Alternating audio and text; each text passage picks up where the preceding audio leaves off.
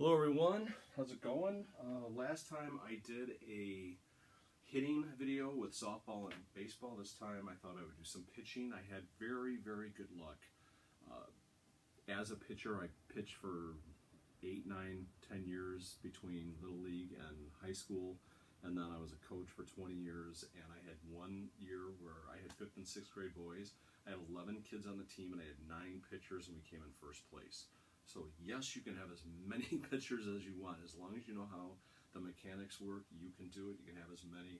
I always loved having that luxury because I never threw a boy's arm out. Okay. It's a 6-step process. I've got it here. It's written down. I'm going to be bringing this closer to the camera at the end of the video. So if you want to take a picture of it, much easier to remember. Okay. So, toes on the, let's say this is a pitching rubber, 6-step process. Number 1, the step back. All you want to do if you're a right-handed pitcher, your left foot comes back. If you're a left-handed pitcher, it's just the opposite, of course. All you want to do is create balance. If you don't have balance as a pitcher, you're not going to be able to throw strikes. If your step back is too far, then you're going to throw off your balance and you're going to throw a ball. Okay? So all you want to do is bring your left foot back maybe 3 to 6 inches, somewhere around there. All you're doing is getting it out of the way. So now number 2, you can pivot. Obviously, if you're a right-handed pitcher, you're going to pivot your right foot. If you're a left-handed pitcher, you're going to pivot your left foot. You have the pitching rubber. You want to use the pitching rubber to push off of. That's where you get momentum. That's where you get your power. That's how you throw hard, and you can add maybe 10 miles an hour to your pitch by pushing off of the rubber.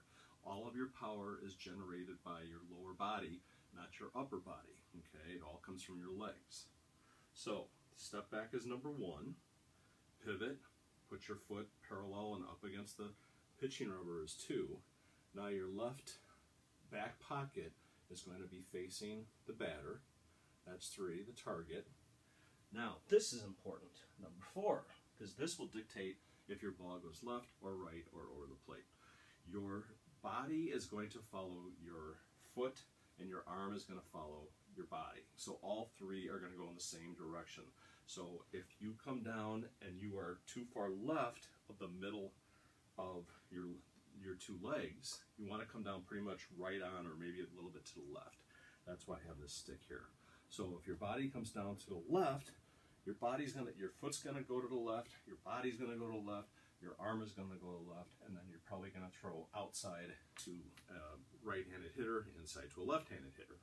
If you come too far to your right, think about it logically. Let's say you let go here, and the middle of the plate is here.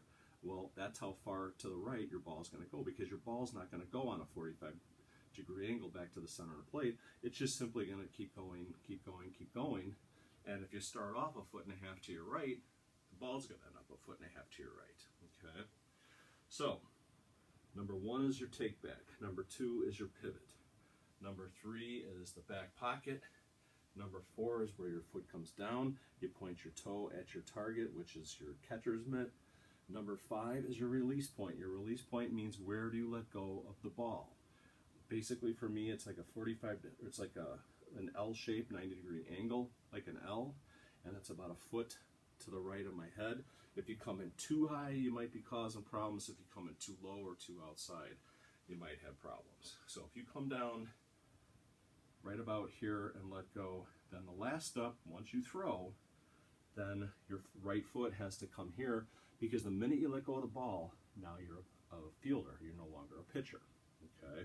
If the ball comes right back at you, ground ball, line drive, you're ready.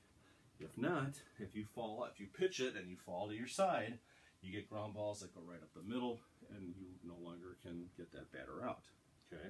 So, all the way through, 1, step back, 2, pivot, 3, back pocket to the batter, 4 is where you come down and land, 5 is your release point, and then 6, you become fielder.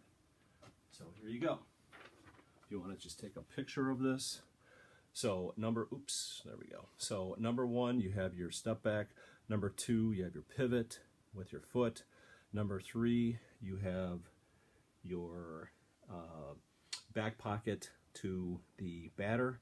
Number 4, where your foot comes down, dictates left, right, or over the plate. Number 5, release point, dictates your up, down, or over the plate if it's too high or too low. And then number 6, you become a fielder. Okay, so hopefully that helps. Not just take a quick shot of that and then kind of memorize it. But if you do those 6 steps and just repetition, repetition, repetition, keep doing the same thing. One last thing before I let you go. I'm not a big fan of putting your arms up and then putting your arms down, because when you put your arms up, now you're blocking your vision to the plate, and then when you come down, you're blocking your vision to your plate.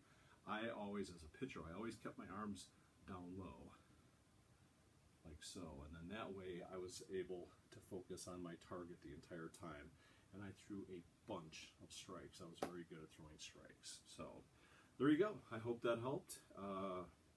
That's it for now. On to my next video. As always, I appreciate it.